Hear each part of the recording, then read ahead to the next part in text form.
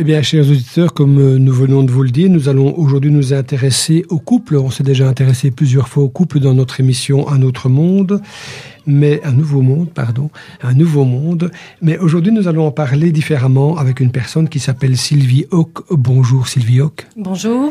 Merci d'être venue nous rejoindre dans notre émission Un nouveau monde avec notre ami Christophe. Alors, Sylvie Hoc, il y a un chanteur qui avait parlé de la petite entreprise. Vous vous souvenez de ce cher petite entreprise, connaît pas la crise. Ce cher Bachoun. Ouais. Est-ce que cette grande entreprise connaît la crise? Le couple? Il connaît des crises, je dirais. Il connaît des crises. Voilà. D'accord. Alors, est-ce que vous pouvez d'abord nous dire pour vous ce que c'est qu'un couple? C'est un laboratoire très complexe.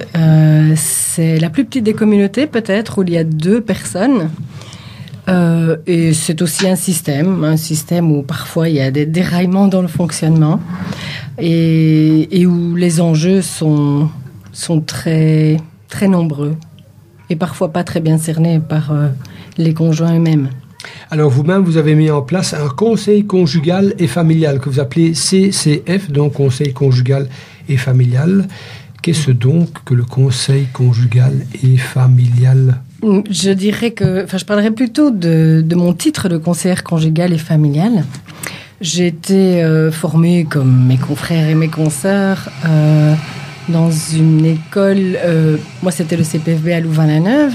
Nous avons un baccalauréat et nous sommes donc formés à accompagner les couples dans leurs difficultés.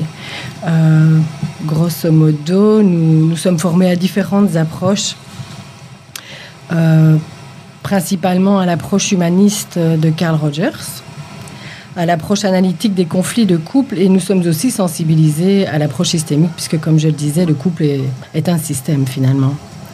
Et notre métier, de manière générale, s'articule autour de diverses activités d'accueil, d'animation de prévention, d'information relative à la vie relationnelle, affective, sexuelle et familiale. Alors, on va un peu remonter dans le temps. Comment êtes-vous arrivé à faire cette activité-là? Je suppose que vous ne faites pas ça depuis toujours. Je ne suis pas née CCF. Vous n'êtes pas née CCF, donc vous avez dû être autre chose. Oui, tout à fait. Qu'est-ce que vous étiez, si on peut le savoir? Bien. Eh bien, je dirais que j'ai entamé mes études d'humanité à l'âge de 11 ans déjà, et je ne savais pas du tout vers quoi me diriger. Je me suis rendu compte après une première année de cours en langue étrangère que j'avais des facilités pour les langues étrangères. Et donc j'ai choisi cette option langue, et je me suis rendu compte que j'aimais beaucoup communiquer, que j'aimais beaucoup être en lien avec les gens. Et donc ma formation initiale est celle d'hôtesse d'accueil quadrilingue. Et puis, l'âge de la quarantaine aidant, j'ai connu une petite crise, une remise en question, et j'ai décidé de me réorienter professionnellement parlant. Je souhaitais, parce que j'avais aussi été amenée moi-même à consulter, à entamer un travail sur moi-même. Et donc, de tout ce travail a découlé qu'effectivement, j'avais le bon profil de la thérapeute. Et j'ai recherché une formation que je pouvais facilement suivre et qui se conjuguerait avec ma vie de famille, puisque j'ai 4 enfants. À l'époque, j'en avais 3. Et donc, j'ai trouvé cette formation du conseiller conjugal et familial qui se donnait dans le cadre d'une formation, de promotion sociale, c'est-à-dire avec des horaires assez light, mais néanmoins dense, avec tout un côté théorique, un côté pratique, des groupes de développement personnel. C'est un grand investissement en temps, en énergie et vraiment personnel, émotionnel. Et en fait, ça consiste en quoi un petit peu la formation que vous avez suivie? On retrouve quoi là-dedans? Au niveau du cursus, c'est très vaste, puisque on voit le couple dans plusieurs dimensions. La relation de couple avec les aspects juridiques, les aspects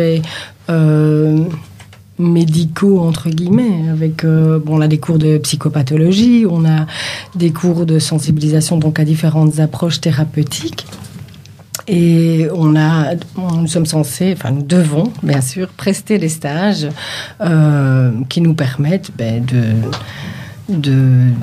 tester, de découvrir le métier de conseil conjugal et familial, mais je dirais que les champs d'application sont assez larges, mais majoritairement en Belgique, bien que la formation soit donc reconnue par le ministère. Les conseillers conjugaux et familiaux travaillaient, parce que je pense que ça change et qu'on n'a pas trop le choix, travaillaient principalement en centre de planning familial. Ah d'accord, oui. Et c'est uniquement en centre de planning familial que les subsides, je veux dire, sont accordés pour ouvrir des postes de CCF. Autrement dit, si vous ne trouvez pas de travail comme CCF dans un centre de planning familial, mais vous devez à la limite créer votre propre poste. C'est ce que je me suis évertuée à faire depuis 2011, puisque je suis diplômée depuis avril 2011. Mais j'ai entamé la formation il y a quasi 10 ans. Voilà. Et alors, le CCF, ça s'adresse à qui? C'est quel genre de public? Je dirais que principalement, comme je disais, ce sont des activités qui tournent autour de la vie relationnelle, affective, sexuelle et familiale. Donc, il y a autant de CCF et de manières de vivre ce métier qu'il y a d'individus. Nous sommes humains, nous travaillons l'humain, nous avons notre propre parcours et donc les centres d'intérêt diffèrent. Mais un CCF peut très bien recevoir des personnes en individuel. Il peut recevoir des couples en consultation. Il peut faire des animations de prévention ou de sensibilisation dans des écoles ou d'autres institutions. Il peut également recevoir en consultation des familles et gérer les problèmes et les conflits ou les difficultés familiales. Il peut amener un soutien à la parentalité. C'est assez vaste. Voilà. Moi, aujourd'hui, je pense que je vais plutôt m'attarder sur mon approche. Et ici, j'ai, par passion, par expérience peut-être, par intérêt, moi j'ai décidé de consacrer mes activités au couple. Alors, on va parler d'une de vos passions et d'une expérience que vous avez vécue. C'est une petite parenthèse, mais bon, ça me fait tellement plaisir. C'est gentil. Christophe, est-ce que vous avez déjà entendu parler de l'émission The Voice? Oui. Eh bien, The Voice, il y a une personne qui est pas loin de nous qui a participé à cette émission The Voice. Alors, comme elle dit elle-même, dépitée, je n'ai pas été buzzée. Elle a été busée, en fait. Elle n'a pas été buzzée. Et on va se permettre d'écouter, en fait, cette expérience-là qui a été enregistrée. Donc, on va prendre une minute ou deux, je ne sais pas. C'était dans la family room quand ça s'est passé. Enfin, vous étiez sur scène, bien sûr, mais enfin, je veux dire, on entend mes enfants vos proches étaient donc dans la family room. Donc, on va s'écouter, on va se faire un petit moment de plaisir avec ce passage de The Voice. À tout de suite, chers auditeurs. Bonjour, je m'appelle Beverly Jo Scott et je fais un coucou aux auditeurs de Radio Equinox, la radio des découvertes. Nous étions donc avec The Voice dans la... comment vous appelez ça? Avec mes enfants dans la family room. Dans la family room, donc on a entendu parler vos enfants qui sont dit aïe aïe aïe. Oui. Et puis on a entendu également Beverly J. Scott, qui disait également aïe aïe aïe, mais dans sa langue à elle. Oui. Alors donc voilà, c'est une expérience que vous avez vécue, qui vous a, je suppose, bien plu. Oui, c'est-à-dire je me suis laissée prendre au jeu au fil du temps, des semaines, au fil des auditions et des présélections. Donc il y a eu un gros moment de solitude, une grosse déception, mais voilà, une fois que tout ça est retombé, disons que les enregistrements sont anticipatifs à la diffusion des émissions. Donc j'ai eu le temps de m'en remettre. Puis après la diffusion, qui a eu lieu donc début février de cette année, j'ai eu beaucoup de retours positifs. Et là, c'était enfin ma récompense, mon cadeau.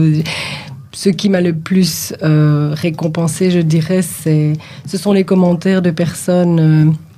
des commentaires du style vous m'avez ému aux larmes, j'étais bouleversée, c'était très touchant, que c'était suave, que c'était doux, que c'était du velours. Et donc voilà, ça c'est cadeau.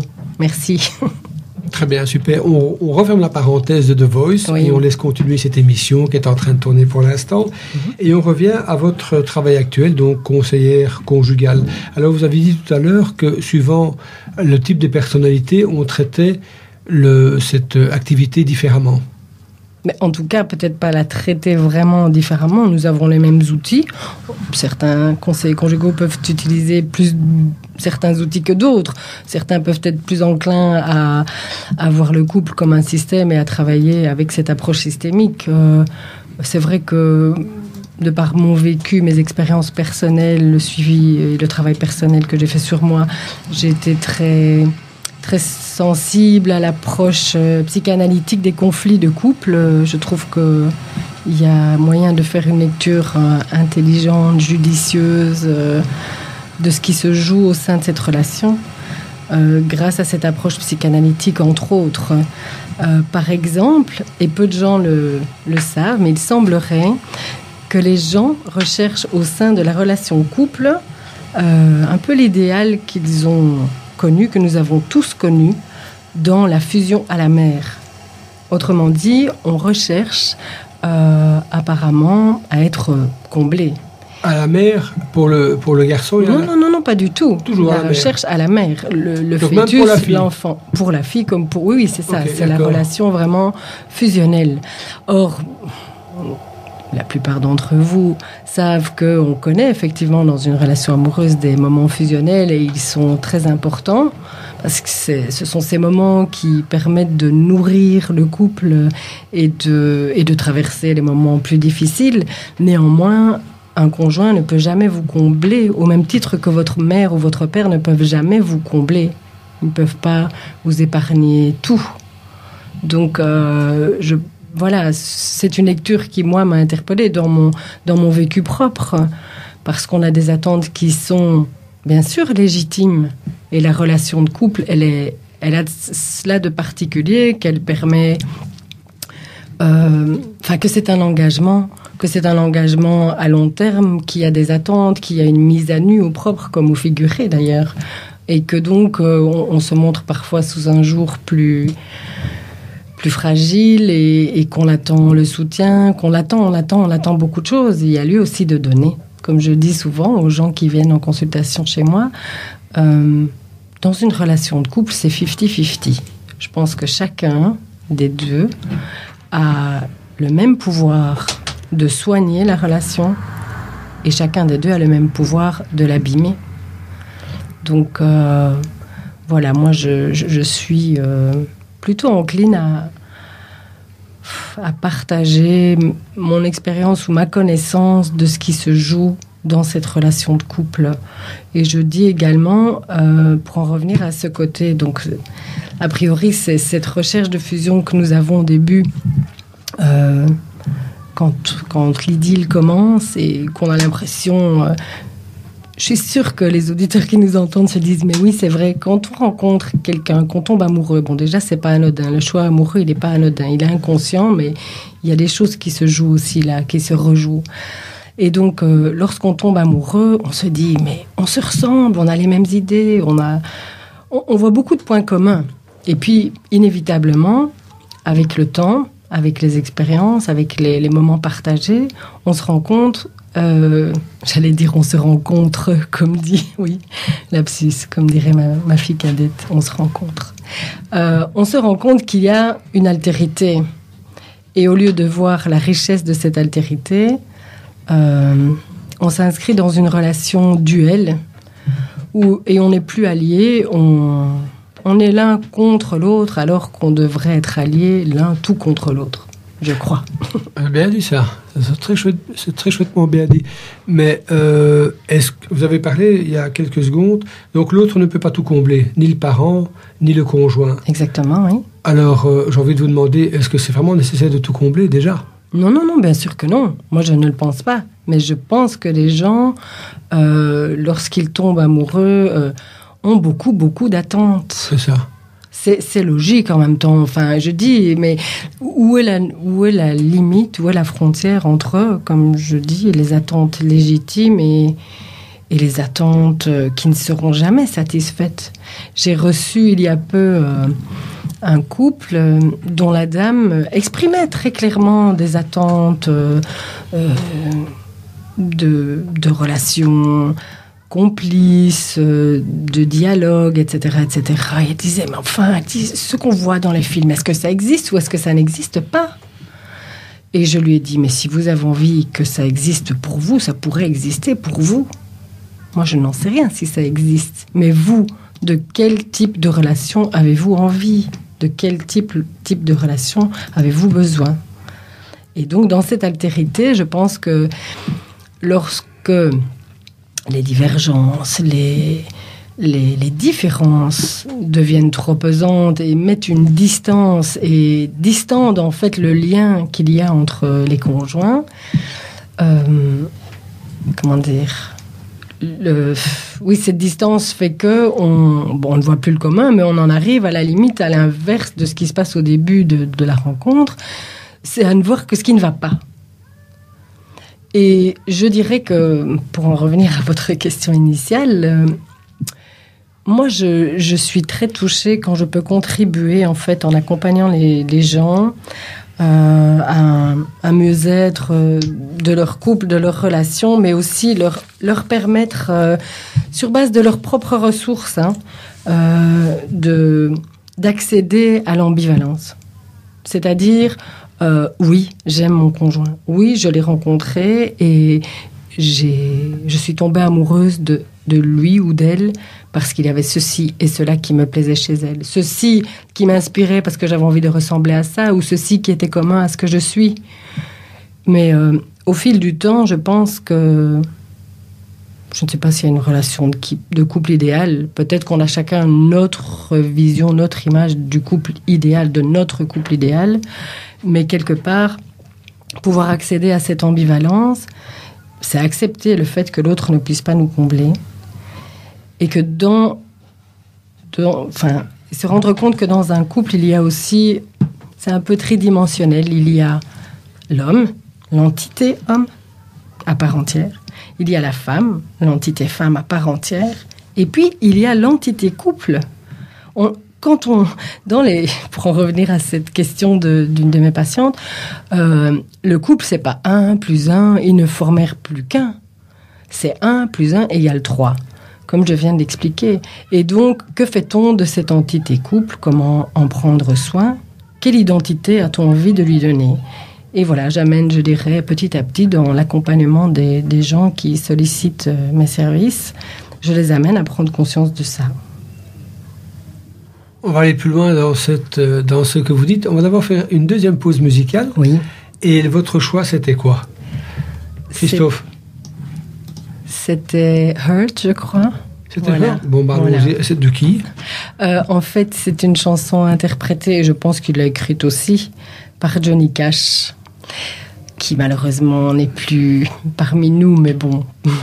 Voilà, on peut se rapprocher de lui en l'écoutant et pour moi, c'est un bonheur. J'adore sa voix, j'adore l'homme et j'étais impressionnée aussi par le couple qu'il formait avec son épouse, je ne suis plus certaine du nom. Ils ont joué d'ailleurs un rôle dans un des épisodes de La Petite Maison dans la Prairie, dont je suis fan depuis toujours. Petite parenthèse. Et... voilà, je pense qu'ils ont vécu une relation de couple exceptionnelle.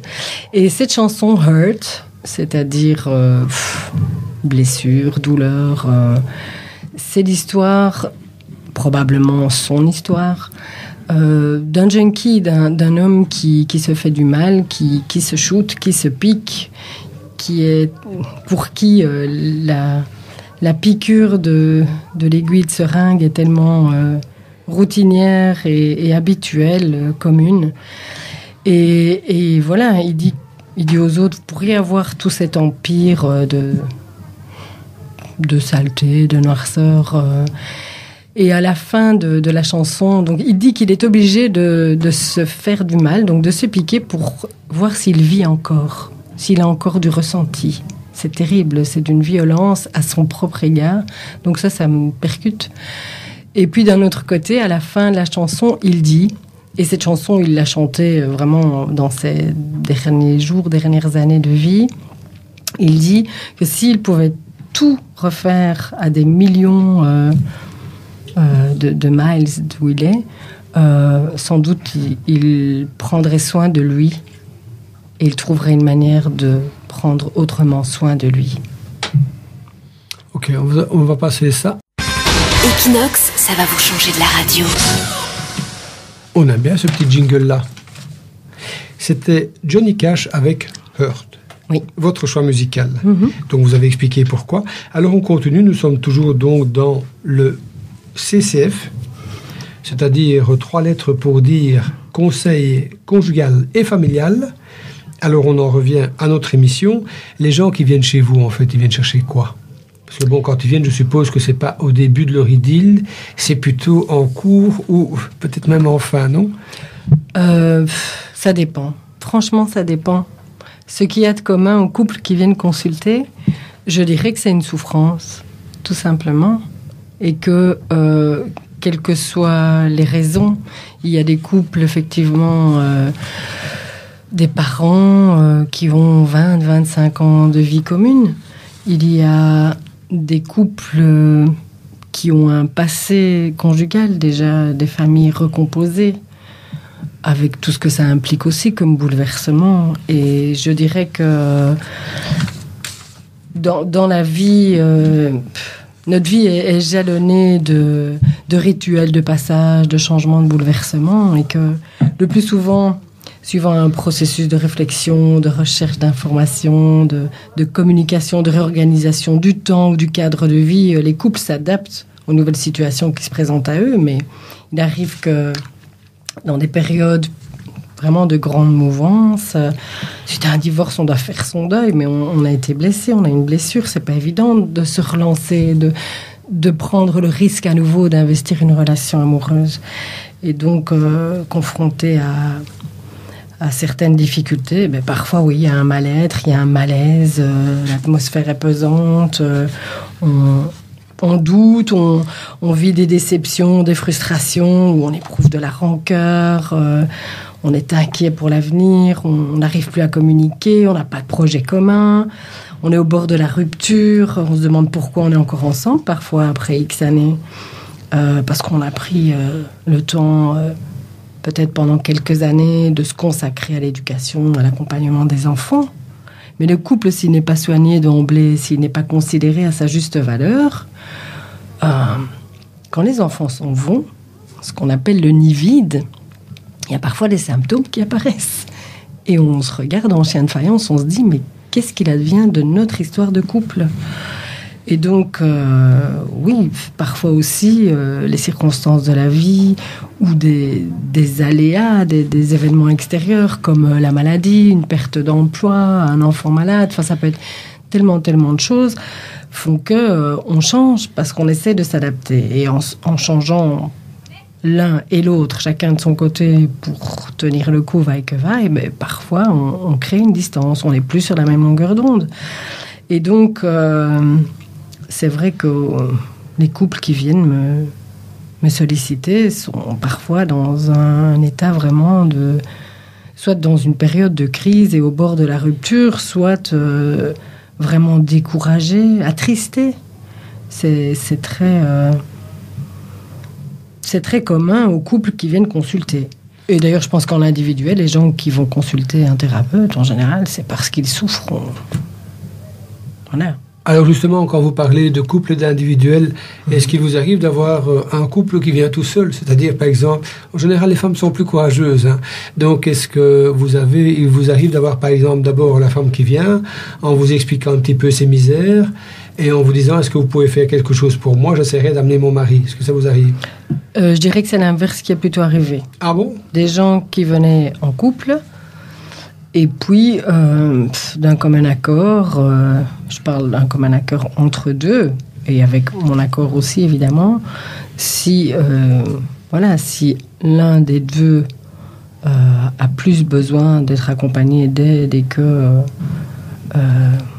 ça s'avère plus urgent, il m'est arrivé d'accepter de suivre une personne seule alors qu'elle était venue initialement en couple. Mais il y a des couples qui viennent en consultation et dont l'un ou les deux conjoints ont un suivi individuel ailleurs. Ok, d'accord. Ah oui, complètement. Donc ça, c'est très, très, très relatif. Franchement, il n'y a pas de règles, il n'y a pas de statistiques. Enfin, moi, je n'en ai pas. Mais je dirais, le commun vraiment de ces demandes, en général, c'est une souffrance. Et alors, vous les aidez en quoi? D'abord une écoute, je suppose? Oui, bien sûr. En fait, je ferai un petit peu un parallèle et c'est ce que je pense, comment dire, judicieux de par mon expérience aussi. Je ferai un petit peu un parallèle, une métaphore avec peut-être pas la construction d'une maison, mais la restauration de la maison couple. Et donc, on pourrait dire que je me propose d'être le maître d'ouvrage qui va guider les conjoints à restaurer leur maison couple. Voilà, je trouve que c'est assez parlant. Quelque part,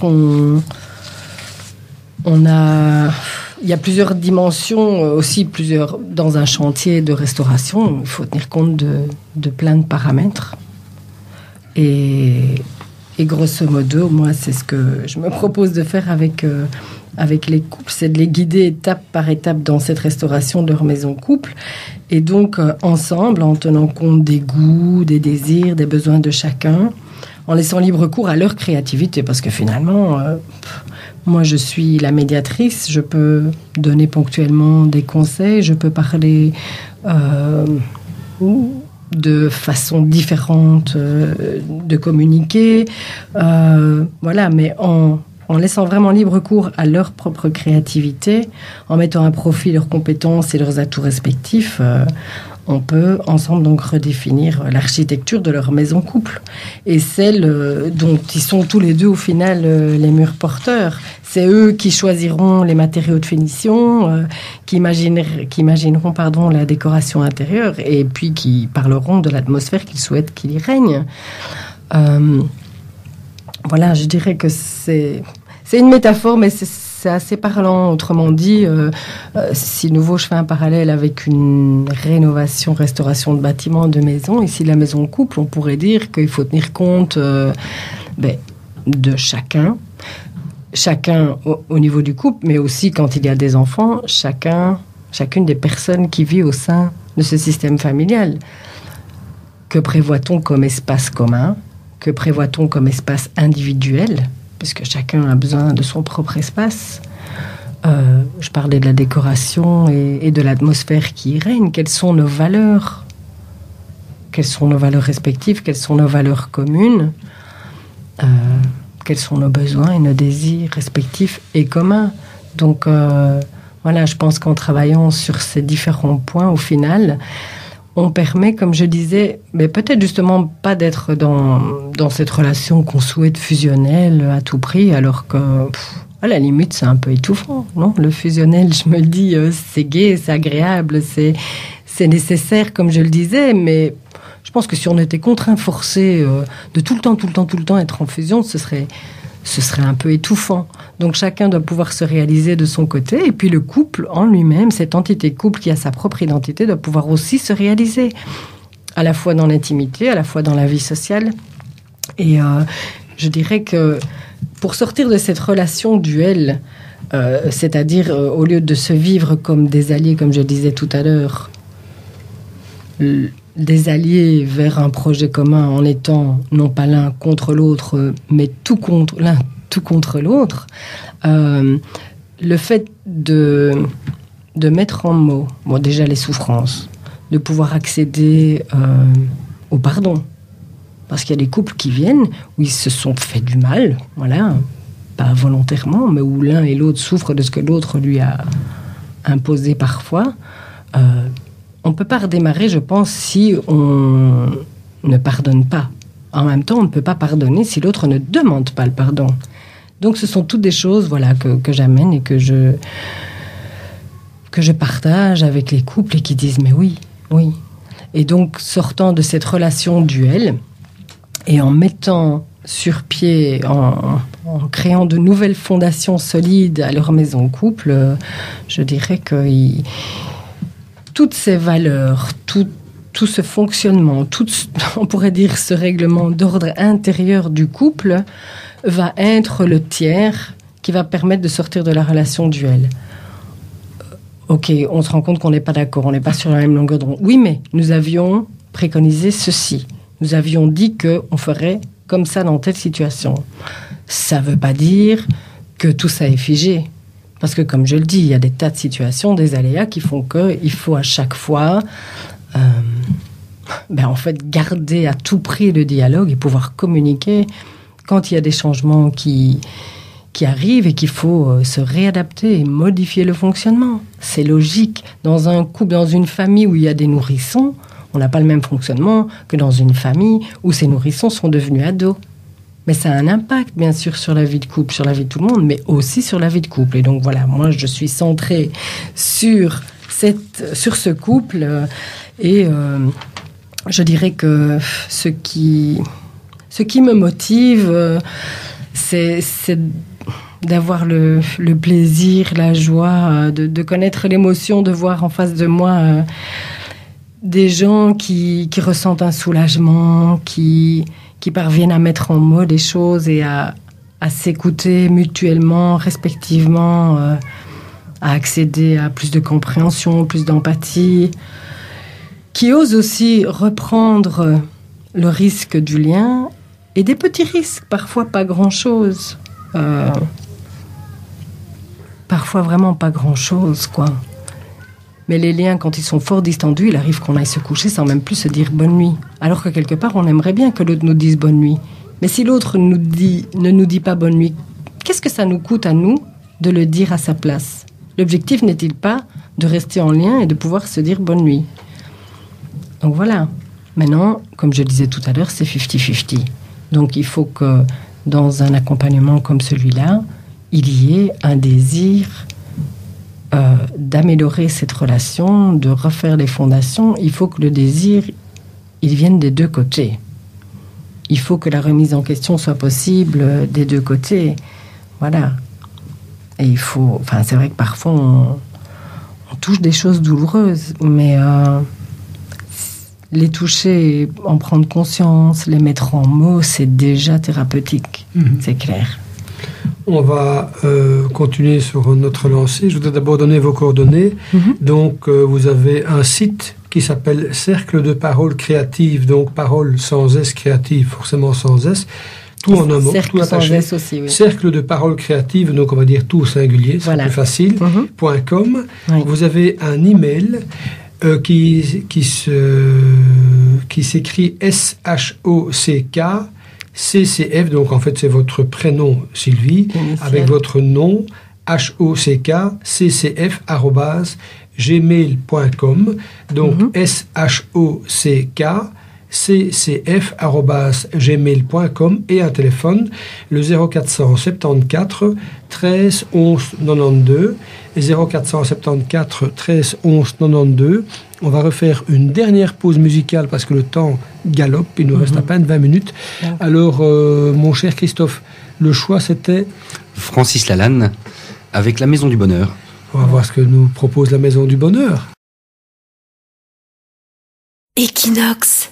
Alors, Francis Lalanne nous parle de la Maison du Bonheur. Nous parlions de la maison couple. Oui.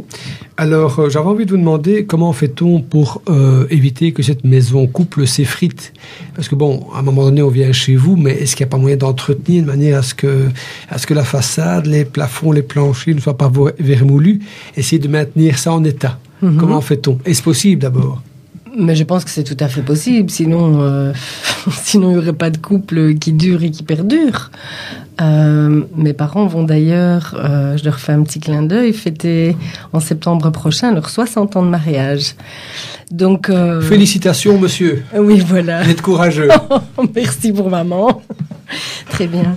Non, je dirais comment fait-on, mais justement, pour moi, à partir du moment où, que ce soit après un accompagnement thérapeutique de couple, ou que ce soit parce que chacun de son côté, on va chercher dans ses ressources ou qu'on s'informe et qu'on décide de fonctionner autrement, d'apporter une autre réponse, à partir du moment, selon moi, où on arrive à accéder à notre belle ambivalence et à sortir de ce tout ou ce rien.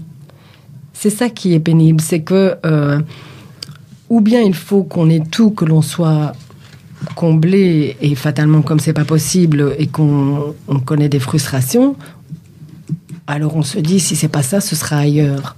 Alors que le rien et la rupture, ne sont pas en soi une solution, ça peut arriver. J'ai moi-même connu une rupture, je suis moi-même divorcée. Je suis passée par là. Je dirais que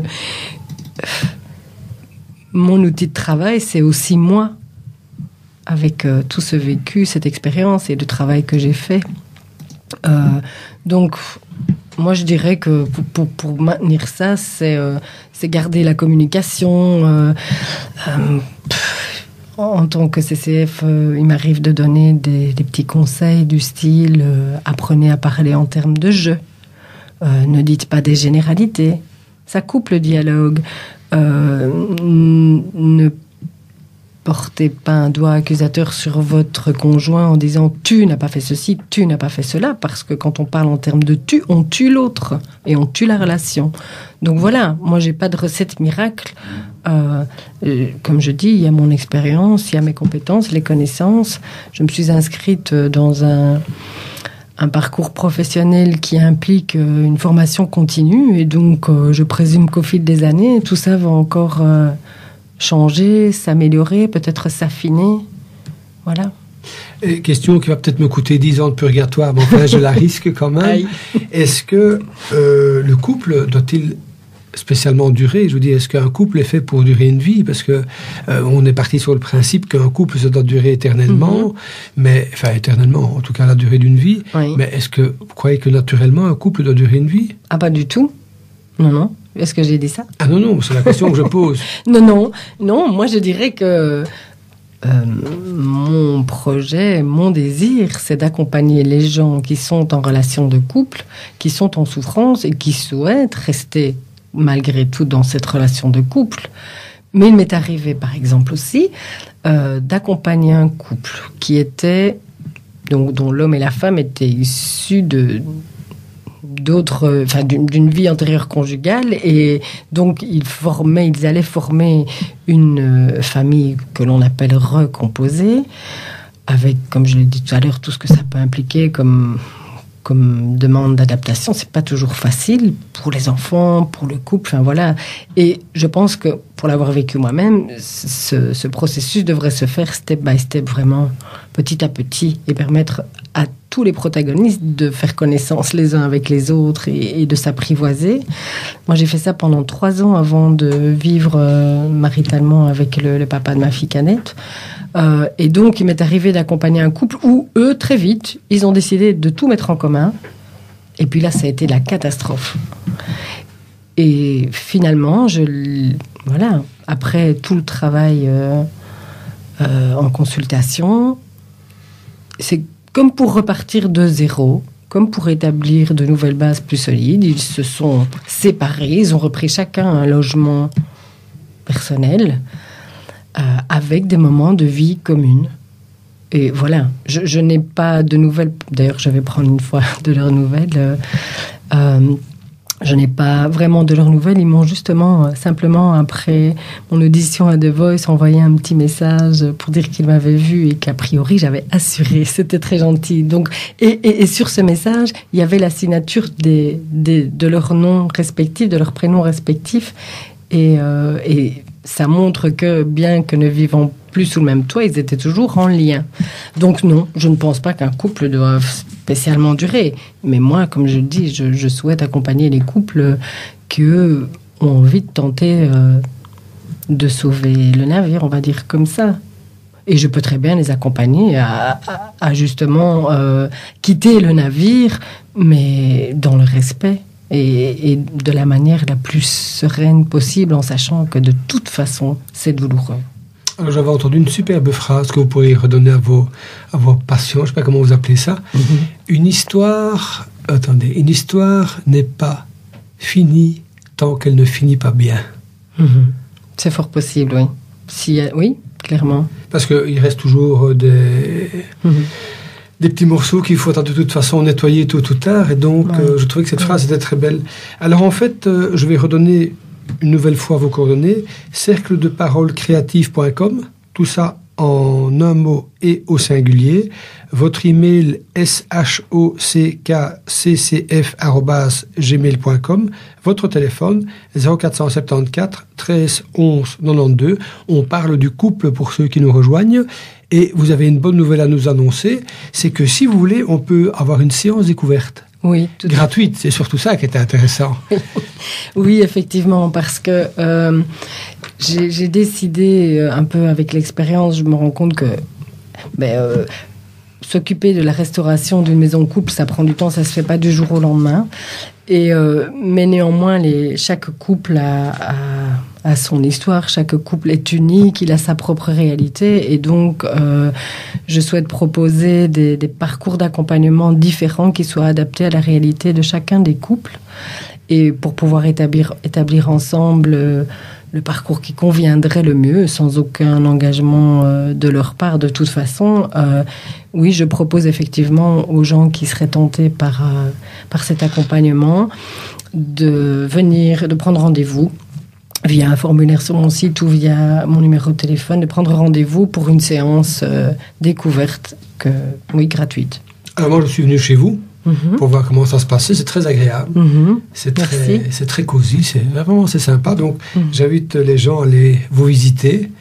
Ils sont les bienvenus. Ne fût-ce que pour faire une expérience. Exactement. Ça vaut la peine. Oui. Alors, j'aimerais, parce qu'il nous reste très peu de temps, il nous reste à peine 7 minutes, j'aimerais que vous nous donniez, si vous êtes d'accord, les quelques anecdotes que vous avez vécues, des beaux moments, sans donner des noms, on ne veut pas les noms, on veut juste les adresses et les photos, mais quelques anecdotes que vous pouvez nous donner, des gens qui sont venus vous parler d'une chose, à qui ça a permis de faire une évolution, qui ont pris conscience de quelque chose, qui ont changé quelque chose dans leur vie, ou qui a éventuellement changé quelque chose dans votre vie. Parce que je suppose qu'il y a un échange, certaines personnes qui viennent vous parler, ça vous permet de vous retrouver par rapport à vous-même, éventuellement quelque chose dans votre vie. Oui, disons que par rapport à ça, je veux dire, c'est le transfert, le contre-transfert, et il est clair que j'ai souvent entendu dire, mais je ne sais pas d'où vient cette phrase, que l'on a les clients ou les patients, les consultants que l'on mérite. Et donc, effectivement, moi, les gens qui viennent me trouver, je me retrouve face à mon histoire. Chaque fois? Souvent. C'est ça. Très souvent. À des épisodes de mon histoire. Donc, cela permet, bien sûr, une grande empathie, mais aussi beaucoup d'émotions. Il est arrivé, j'ai pas vraiment d'anecdote, franchement.